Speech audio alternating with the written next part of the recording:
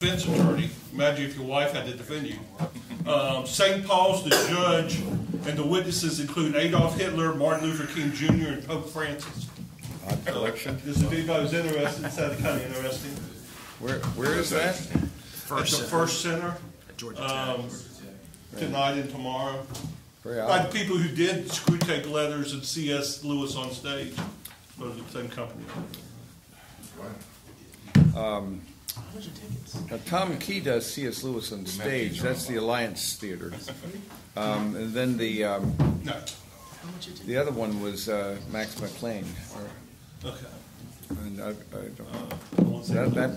heard of that. I've heard of that thing, but I didn't know that sounds like some odd variation of it.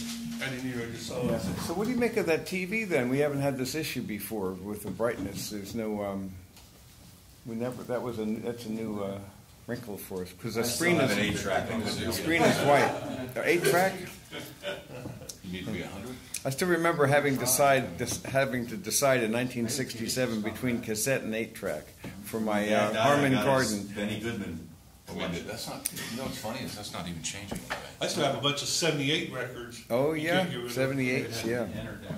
78s. Those are old ones. So you were talking about having your wife defend you in court, so I heard the story about this guy goes to court for shoplifting. Yeah, we were changing it, but it wasn't doing And the it. judge says, so wasn't I see you translated. stole a can of peaches. He said, yeah, guilty. He said, how many peaches were in that can? He said 5. He said, well, I'm gonna put you away for 5 months, 1 month for each can, for each peach. So right about then, his wife kind of raised her hand behind him and says, may I speak? And the judge said, sure. He said, I just want to let you know you also stole a can of peas. Lovely, lovely.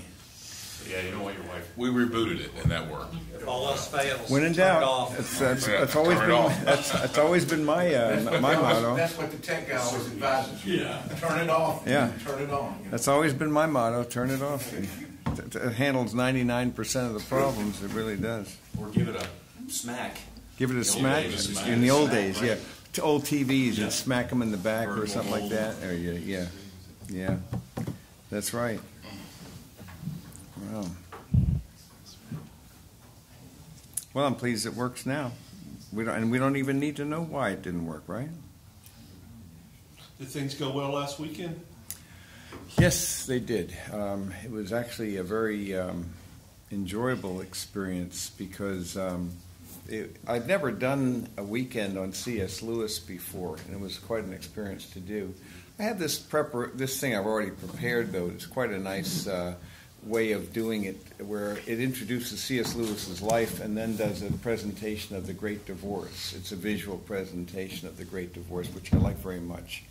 And that's how we kicked it off. And then what I did is I pulled out some of my favorite Lewis quotes, the ones that I crafted for my friend Barry Morrow, where I told him, it's a strange thing here. I know I'm going to, my last time with a man on earth.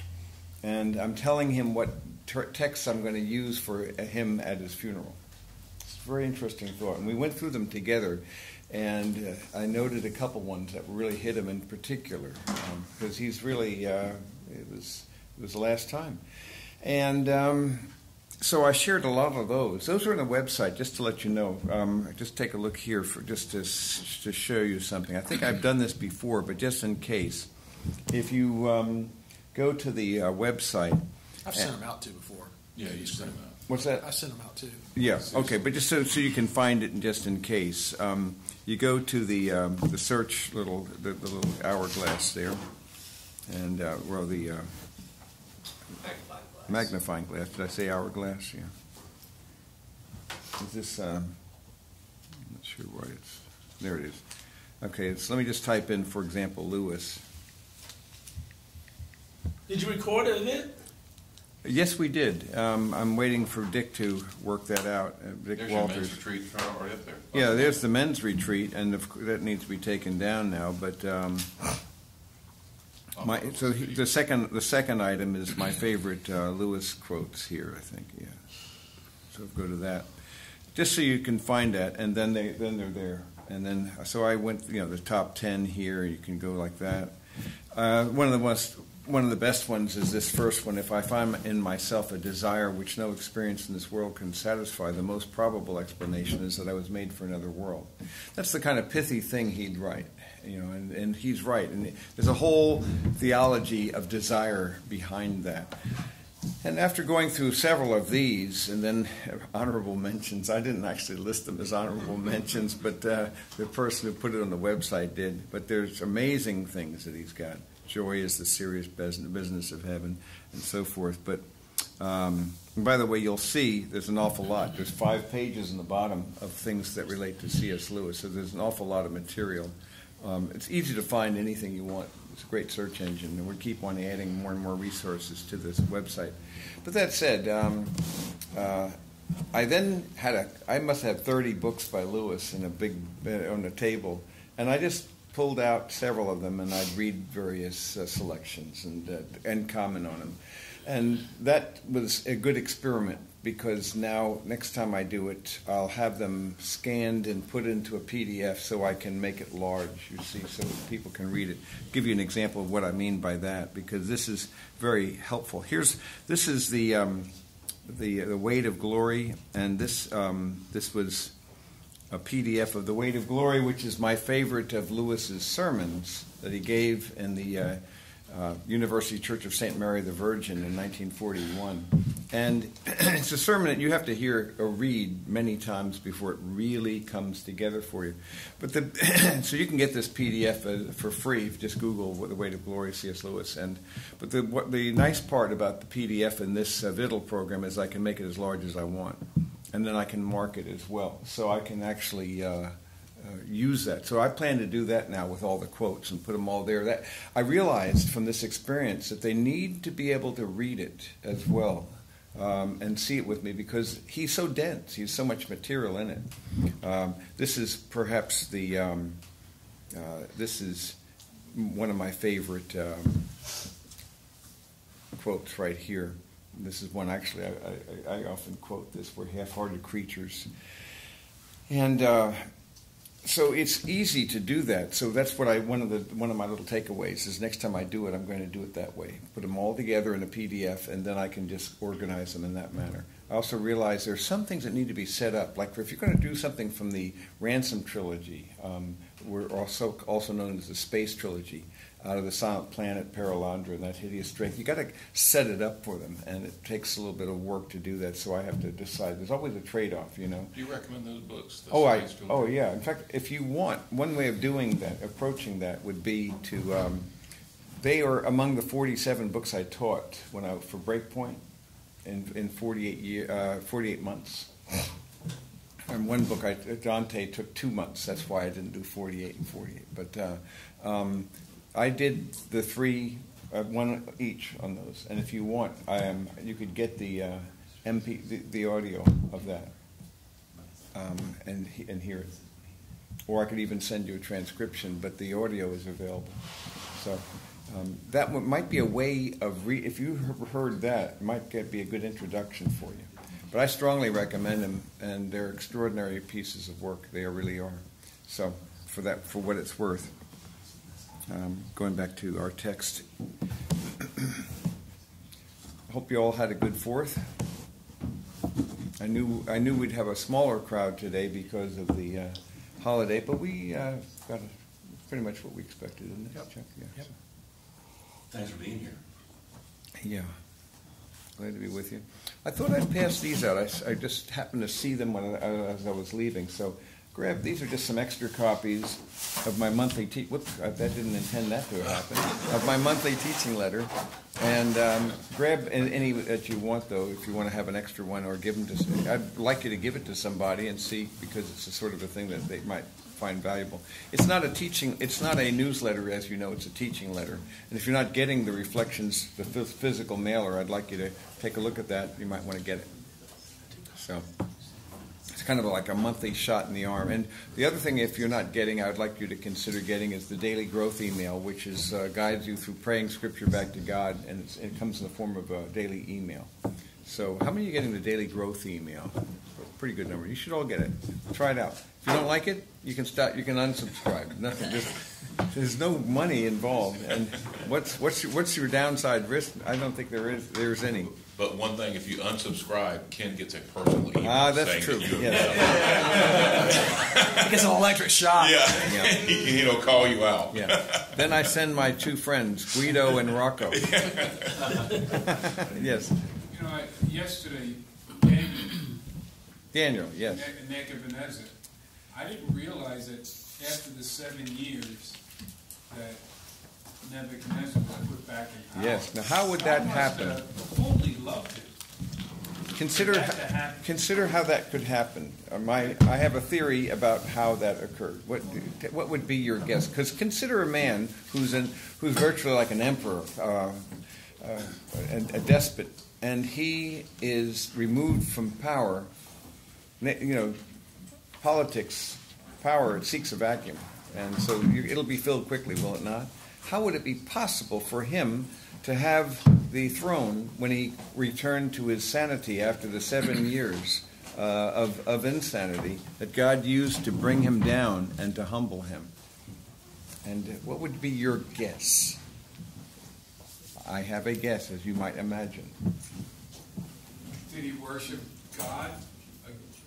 Did he turn that?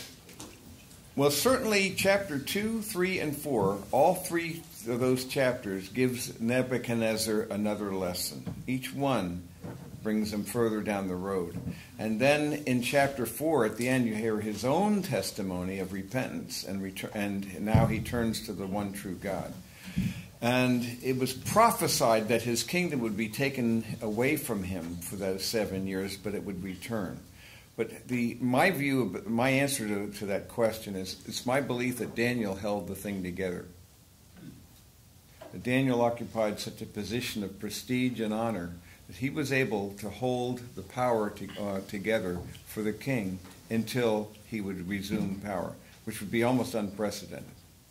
And that would, if that's true, would indicate the incredible influence this man had on kings and those in authority, because he did this not only with the Babylonians, with Nebuchadnezzar, but then you might recall that after the Medo-Persians conquered the Babylonians, Cyrus was there, and Darius as well, and Daniel was also basically, you might call him the second in command under them.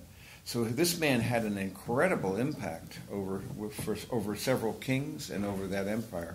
It's my belief as well that it had a profound impact on the even on the Magi. You hear about the Magi, and they come from the east, and my belief is that they were Babylonian.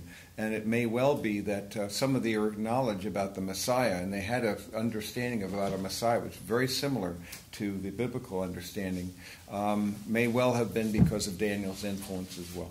Things of this sort. So is there, I guess there's other history books and everything that talk about Daniel. I mean, if he had that sort of influence and... Well, you see, the history books wouldn't mention him. Because he wouldn't be part of the the records, the typical records. So there's a historical context there. So Nebuchadnezzar's king of Babylon. He's king of Babylon, and then. So they would just written him. They would have ignored him because he wasn't Babylon. Well, yeah, he just wouldn't. It's always the emphasis on the king itself, and then Belshazzar, remember, Nebuchadnezzar's son, comes on, and that's the end of the kingdom, because when Belshazzar comes on and actually desecrates the temple objects, because they actually use them, the cups and so forth that were used for worship, and they use them to praise their gods. That was when the Mene Mene Tekel Upharsin came in, and the handwriting on the wall, a phrase that we even use today. The handwritings on the wall comes from Daniel 5, that text. So he loses his kingdom, and that very night the Babylonians are conquered by the Medo-Persians, who at that very time are actually going under. This we do know about. We know about the history of this and how they actually were able to do it, where they lowered the sluice gate, and were actually lowering the level of the river, the Tigris, and so they were able to lower it enough to where they could get their people in and under the gates, and so they were able to raid the city, and it was almost like an immediate takeover. So that was the end of that. In one night, you lost your kingdom. Was it your email that I read? The water. They diverted the water away. Yeah.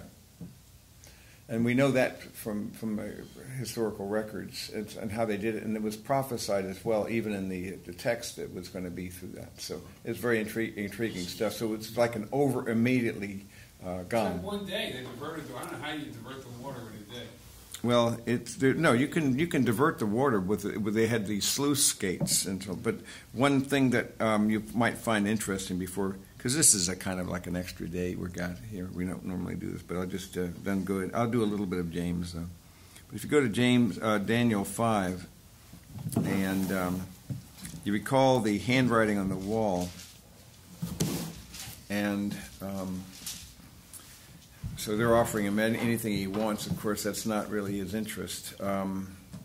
So many tekel uparshan. This is the interpretation. God has numbered your kingdom, put an end to it, and you've been weighed in the scales. Paris, and then he says Paris. He changed uparshan to Paris, which means it's now accomplished. So when that first word was, it's going to be taken away now. Even as he writes it, it has been taken away. Very significant because at that very moment the thing is now gone. So but Belshazzar is not aware of all this. They clothed Daniel with purple and put a necklace of gold around his neck and issued a proclamation concerning that he now has authority as the third ruler of the kingdom. And then that same night, Belshazzar, the Chaldean king, was slain. So Darius the Mede received the kingdom at about the age of 62. But was it your email that I read that said Daniel was 80 when he went into He would have the been lion's about den? he would have been about 80. Yeah, he was not a young man by this time. This was a long time. So he'd been there quite a while. That's a whole story. If you want, I don't know if my Daniel notes are on the website yet. They will be. There's maybe 2,500 more resources we're going to add. Maybe almost 4,000 more through. But I do have a 210-page outline of notes, series of notes, and 500 slides in the book of Daniel that we created here. 500 slides. It's a keynote present. It's actually a dandy keynote present. And if you want access to these, if they're not on the website, I can make them available to you. If you'd like to do a study of Daniel, and I can give you a PDF of the notes of the keynote presentations, and then the notes correspond, and it discusses all these things in some depth. So, but that's enough of that. Now we go to James. So let me ask you this: you did that much on Daniel. What attracted you so much to the book of Daniel? Well, it's just so rich, and it gives an overview of God's purposes for the nations, and so it's a way of looking at the kingdom of God and His plan, His overarching plan, from the beginning to the end. And in this sweeping overview of history, you have the four great kingdoms of this earth that come and go, and then the final kingdom, which is not made by man but God, is the Messianic kingdom.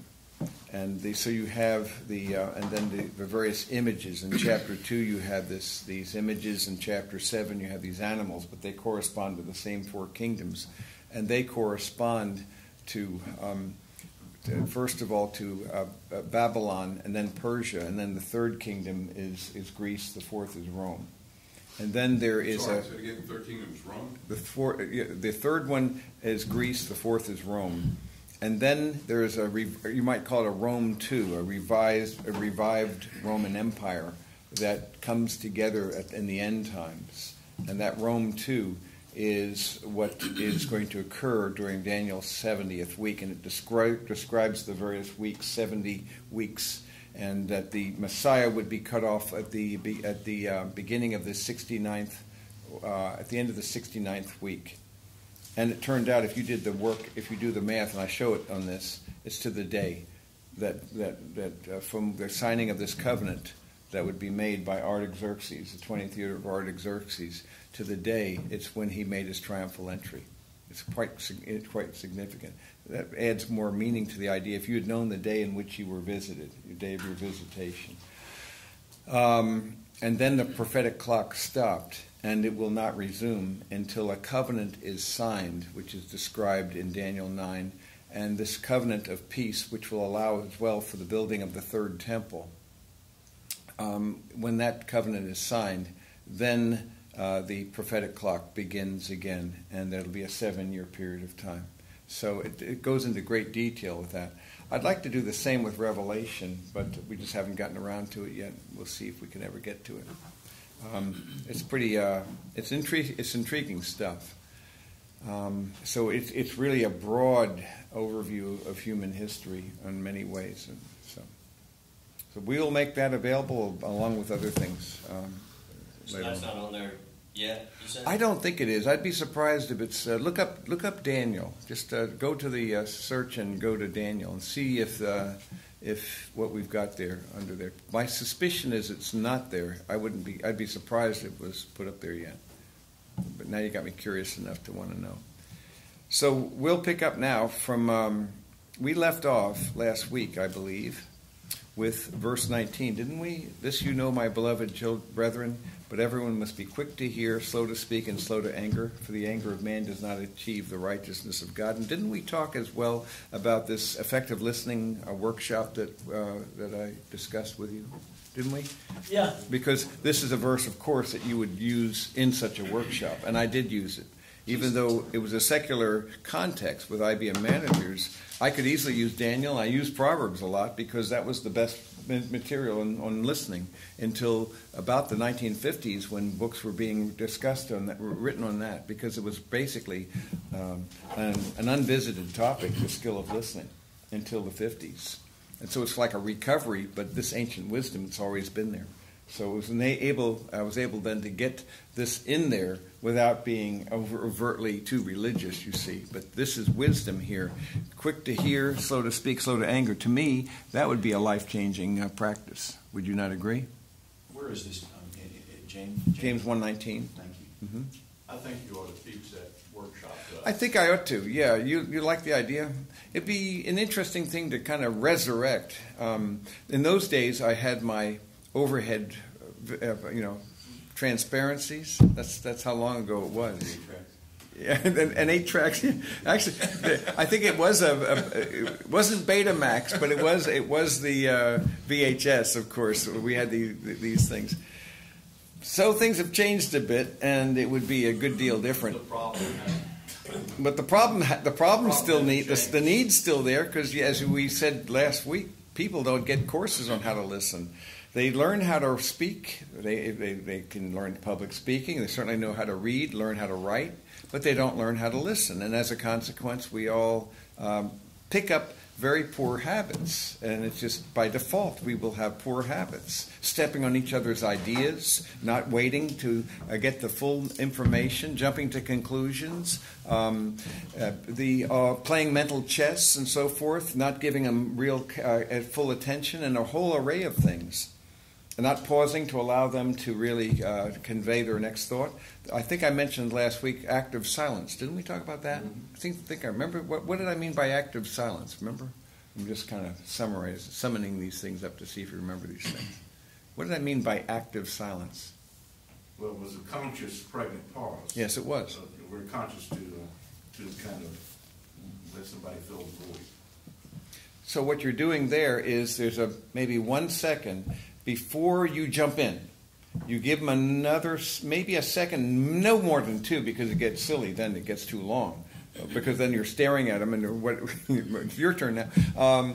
But generally speaking, you'd be amazed when you try to practice this and discover how we quickly jump right in, even when they're not quite through with their statement sometimes. So that little extra pause sometimes allows them or invites them to add some extra thoughts. And sometimes the best things may come out as a consequence of that might not have appeared otherwise. It's been my experience that works well. So all these little techniques that one can learn and use, and my friend Art Robertson put this thing together. It was really quite good. He wrote a book on that topic. So I ought to contact him and see what he's got now, because I think he's updated it all. So maybe we shall do something like that. I'm always thinking about how much the person will benefit from my next thought. So I'm thinking. Yes. So I'm thinking ahead about what I'm going to say next. That's right. Well, one of my best personnel reviews ever from a boss was someone that gave me that insight, and I always thought I was good at it, because I think my success in my career is I listened to customers and I listened to our salespeople, and I always thought I was a real good listener. And he said, yeah, he says, in a meeting, just stop and, the pause thing, he said, you've actually completed people's sentences before. And it was, he said, if I didn't know you so well and you're passionate, it's out of excitement and you want to share in, what they're doing, he said, maybe their sentence was going to end differently. And he said, just, and it was probably the best. You go through all the reviews you had in your life and everything, and a pretty senior guy that took the time to tell me that, and it was very eye-opening. I would have thought that was probably the hallmark. If someone said, "Why have you been successful?" I said, "Because I'm a good listener." And I sat there in this meeting, and I sat there, and everything you just said, you're like, and you are not even listening to the person. You're thinking of what your comment's going to be to build on what they are, and you have to be disciplined to fix it. Exactly so. I'd be interested in that. Yeah, that would be good to do, because you're quite right. I like the way you put it. Completing their sentence, they may have completed it differently. Right. I like that. They may have completed it differently. Yeah. But sometimes the best things will come out when you give them that invitation. Now, you're not going to be clunky here and spend staring at them for 3 seconds. That's going to be too much. It'd be silly. But give them up to maybe a second and a half or 2 seconds. It's amazing how time is dilated in those moments there. And you're inviting them, giving them a chance to finish it out. Jumping to conclusions is a common thing. And so sometimes as well we have to. All these are matters of relationships. But my argument is that really listening is the key to effective relationships and to effective communication. And communication is the key to effective relationships. So it's communication is what it's about. So that's one of many things I'd like to do. We shall see. At any rate, this is a little verse I'd like you to consider putting on a little card or something, carrying it with you as a reminder, James 1:19.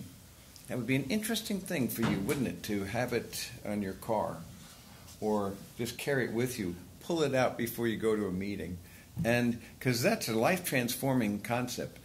Quick to hear is the key, slow to speak. We've been given 2 ears and 1 mouth, use them proportionately, it's been said. Slow to anger. Then the idea of the anger of man, because you see as well, there is this idea that people, what is the phrase we use for a person who's angry? Give me a couple of expressions. Hothead. Hot-headed is one. Flying off the handle is another one. Or jumping, that sort of a thing. Those are interesting ideas. They're not being rational. They're being kind of led around by the nose of their emotions, you see. They're not thinking clearly. It's the emotion that's driving them. And then productivity of communication just dissolves as a result. He claims that the anger of man does not achieve the righteousness of God. And yet there is a sense in which there can be a just and righteous indignation. And certainly Jesus in the temple was an example of that, where he has the cord of a whip that he makes out of these cords, and then he drives the money changers out. But generally speaking, I don't really have as much righteous indignation as I might want to suppose. There can be those moments. But it does say in Ephesians 4, be angry, but yet do not sin. Do not let the sun set on your anger, which is an interesting thought. So if you've ever had the experience where you had some disagreement, some fight before you go to sleep, and then it's not a good thing to let the sun set on that anger. You'd want to resolve that before, or it'll be a very bad night. Am I right about that? Oh, yeah. And then you have to humble yourself. It's not an easy thing to do because you have to humble yourself and try to be a peacemaker. And then to deal with that. And, because I think to let the sun set in your anger, it's going to fester. It's going to be something that will be disturbing. So resolve those things as well as you can. Remember it says in Romans chapter 12, inasmuch as it's up to you, be at peace with all men. What does that to mean to you insofar as, let me give you the exact reference because I want you to have this access to the, so if you go to Romans chapter 12, and he's this is a very insightful thing.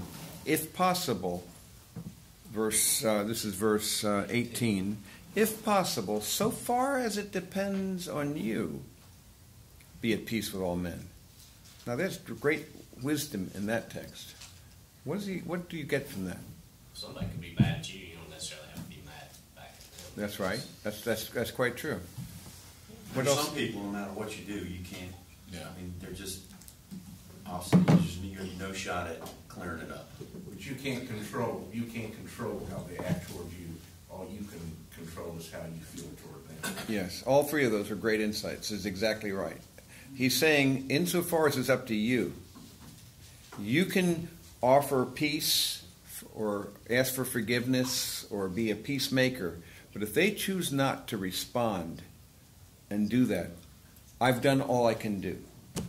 And then I'm not going to let their bitterness or unforgiveness, I'm not going to let that sabotage my joy, you see. In other words, I've done what I can do, and that's as far as I need to go. I can't control the outcome. Ken, it's funny, so I'm sure I've been on both sides, but what came to mind is when I've actually been able to do that and the person resents the fact, it's almost as if you're not acknowledging something to them.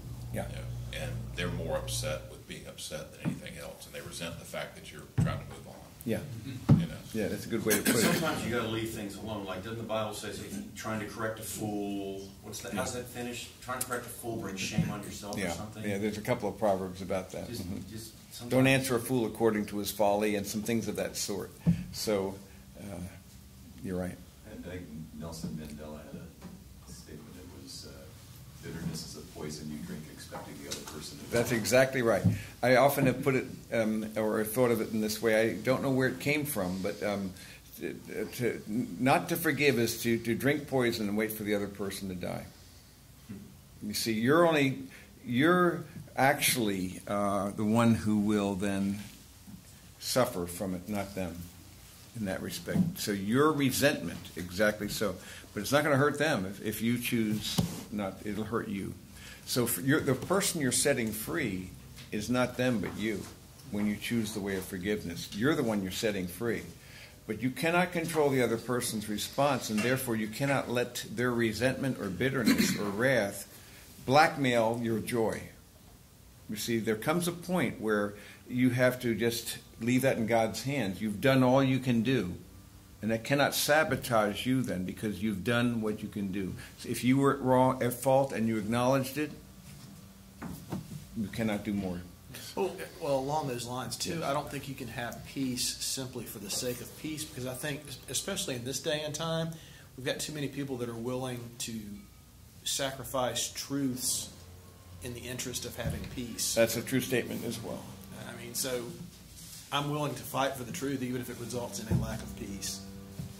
And there are some churches, as part of their communion service, have the part about being love and charity with your neighbor, and if not, you need to go before you come and take the communion or the communication with God, is to get right with your neighbor. That's right. So it's called the sharing of the peace. And at my church, which is an Anglican church, we do the sharing of the peace longer than any I've ever heard of. It takes 5 minutes, because what it is really, they now use it as an excuse to have a kind of a mix, but that's fine. They love it, and most of the people. I try then to find people who are not being talked to and seek them out, or otherwise they're just standing around wondering what's going on there. So we may overdo that peace thing. But the theory is, before you go and take the communion, you need to make sure that you're at peace with your brother, you see, because otherwise, remember the imagery of if you have a sacrifice, but then you know you have something against your brother, you don't bring the sacrifice, you deal with that and then go before the Lord, is the idea. So make sure you're at peace with others before you then take the communion, is the concept. That's the theory, at least. Yeah. But then it's become more of a matter of just greeting. But that's the theory behind it. Yeah. So the idea is, this is a very important thing, the relationships that we reconcile, that we make sure that there is no harshness and bitterness. Remember the 3 things I've given you before of what a person needs to be sure you've done if it was the last time you'd ever see someone. These 3 things. And this is a good way to live anyway, because how do you know it won't be the last time you see someone? What are the 3 things? You remember Make peace them? with them. What's that? Make peace with them. Unfinished business. Yeah, that would be the unfinished business. Yeah. Make peace, unfinished business. But if there's unfinished business, by which I mean that there's any tension, make sure that there's that unfinished business. And that's when I saw my friend Barry. And I told Barry, and I was prompted by the Spirit, you got to see him today. And I knew it would be the last time I see him because he was going off. What's that? Speak your love. There you go. You got him right. Speak your love, your gratitude, and make sure there's no unfinished business. Did you speak your gratitude to the person? Did you speak your love? And was there any unfinished business? That way, if you have done that, and if you discover that they're now gone, you don't have regrets. You've done what you could do, which is not a bad way to live anyway, you see, living in that manner. So with my friend, I was prompted specifically about a matter that I knew that he still had not resolved. And it was good that at his memorial service, they didn't cover it up. It was dealt with. And you got to get it right with Carolita. You don't want to go into eternity with this unresolved. And because that it was a whole complex thing that had gone there, but I said, you need to do that. And he said he would do so. And then that was the day he was about to leave. The next day he would go back to home for hospice and then die soon after that. That's the day he called Carolita, and he hadn't called her in years. And she came, and they were reconciled. He says, "This is what I knew I needed to do." So it was a powerful. That last time in his life was the best time in his life. In fact, he finished well, and wouldn't have if that was not the case. So make sure you're at peace with all men, because you don't want to go into eternity with that unfinished business, was the concept here. But the other 2 is make sure, did you speak your love? Did you speak your gratitude? Because why did we wait till for funerals to say the nicest things we'll say about people? That's dumb. Say it to them while they're alive. Don't do it afterwards. If you haven't seen the film Waking Ned Devine, that's the film to see. And you'll know the funeral part, and when you see that, you'll know what I'm looking at. The guy gets to go to his own funeral. And here's what would happen if he were, in fact, the one who was dead. It's a very clever film. I use it actually for illustration of various things. Any other thoughts on this? So this is a very powerful verse. The anger of man, though, does not achieve the righteousness of God, and rarely is my anger so. There can be righteous indignation, but it often slips into self-righteousness if I'm not careful. It's a slippery business, this, and so. There can be an anger, but it has to make sure it's a godly thing. It doesn't achieve the righteousness of God. So that's why he says you need to get rid of this in order to get that. Putting aside all filthiness and all that remains of wickedness. You cannot take something in a full glass. You can't add more. So you have to empty that before you can add something else. So you have to empty out that which is filthiness, remains of wickedness, pour that out, and then you can receive and be filled with, in fact, the Word. And so that's the imagery you have. Putting aside that, in humility, receive the Word implanted, which is able to save your soul. So this concept, then, is that you're getting rid of one thing and replacing it with a better. You got to remember, vengeance is the Lord, not yours. Absolutely. And if somebody troubles you, you pray over them, give them the sugar. That sometimes you want the retribution. Of course. You got to let go of that. Got to let go of that for sure. That's again Romans 12. That same text goes on to discuss that very thing. Vengeance is mine; I will repay. You got to give it in the hands of God. And at the end of the day, there will be justice, but I'm not the one to create justice. And besides, what I always say, You don't want justice. You don't want justice. You see, you want grace, but then you cut someone off in traffic. You want grace. They cut you off. You want justice. See how it works? It's a very interesting thing. We want we want him to get what he's due, but we want to get better than we're due. See, it's interesting how that is. So the whole court system is tempered justice with mercy. That's right. Yes, and so yes, and so that very notion is there, and earthly power doth then show likest God when mercy seasons justice. That's from the I love that text. It's from the Merchant of Venice. Therefore, though justice be thy plea, consider this, that in the course of justice none of us should see salvation. Love that. We do pray for mercy. And that same prayer doth teach us to render the deeds of mercy. Now that's very good theology. That's the best of Shakespeare in my mind. I mean, he's got that down, that concept. So if you were given mercy better than you deserve, he says, therefore you must give mercy because you receive mercy. Rather than seeking justice, God will take care of the justice. You must be a peacemaker and seek mercy. That does not have to do, though, bear in mind, with corporate state matters. When you're dealing with the state, when you're dealing with government, that's a different matter. But when you're dealing with individuals, you give them grace. When it has to do with the justice system, that is a different matter. So you understand the difference between individual and the corporate in that respect. But I am called to give mercy and grace because I was given mercy and grace. So if I hold a resentment or unforgiveness, the root of bitterness can be destructive, and it can be like an acid that erodes my spirit. And when a whole person holds on to that narrative, that victim mindset, it becomes a thing that's a poison inside them.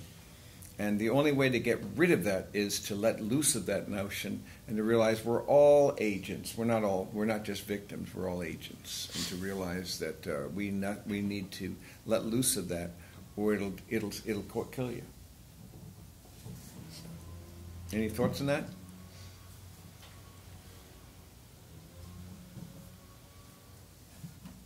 Therefore, he says, put away all that. And then he says, I'm going to go next week then, the verse 22 and following. James is very big on practical applications. Not just being a hearer, but a doer. At the end of the day, application is what Scripture is about. Not just head knowledge or experience or understanding, as good as those may be. You may know the truth, you may understand it, you may experience it, but it's still not the same until you apply it. An application is what then is, at the end of the day, they have ears to hear, but they do not hear, eyes to see, but they do not see. So the way that hearing takes place is when you respond with appropriate action. That's in the Hebrew mindset then.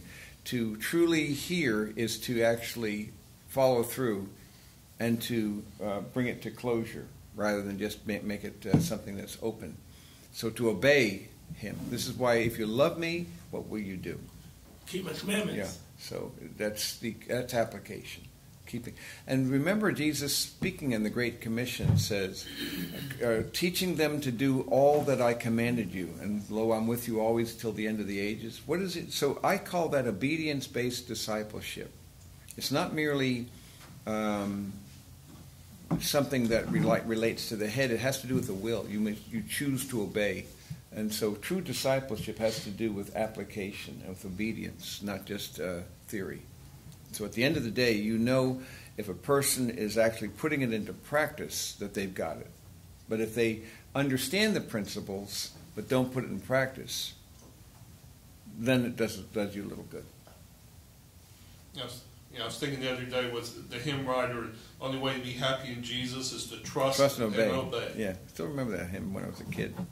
There's no other way. Very, very basic, but there's truth to that. Trust and obey is it comes down to that, and you might remember that that's actually a component in this little card that I've given you before. It comes down to here. In this case, you trust the Father, abide in the Son, walk by the Spirit, but you commit and obey. So this before rising from bed, this little card that I've given you. This to me is very critical. So I got to trust him, but then I have to obey him, and that brings me back. Go back to love. So, not a bad way to start your day with these. If you haven't been doing this, give it a go. Love and gratitude. When you wake up, if you can do it before you get out of bed, it's the best way to do it. Gary's got it down.